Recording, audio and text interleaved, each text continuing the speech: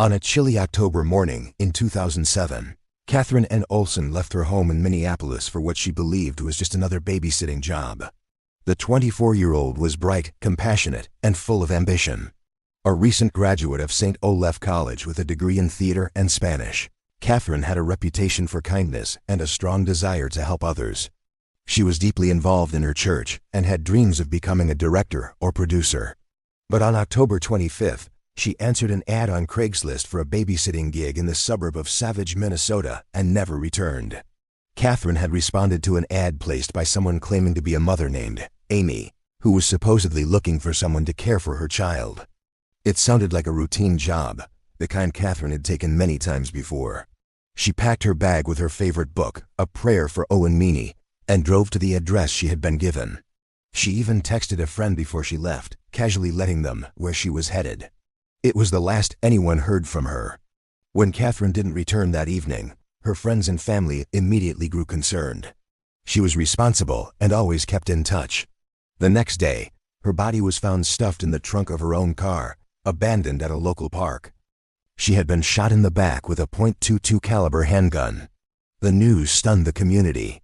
The idea that someone would lure a woman to her death using a fake babysitting ad on Craigslist was beyond comprehension. It seemed random, heartless, and deeply calculated. The investigation moved quickly. Police traced the Craigslist post and found it had been placed from a computer at a home in Savage. The house belonged to the family of 19-year-old Michael John Anderson. When questioned, Anderson at first denied everything. But after a search of the home revealed Katherine's blood in a laundry room and the murder weapon hidden nearby, Anderson confessed. He had posted the ad using a fake email, pretending to be a woman, and had planned to kill whoever responded, just to see what it felt like. According to court documents, Anderson shot Katherine in the back as she turned to leave the house. He then tried to clean up the blood and put her body in the trunk of her car before driving it to a park and abandoning it. In his confession, he showed no remorse.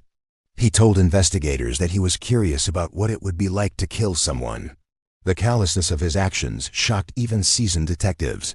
Anderson was charged with first-degree murder and tried in early 2009.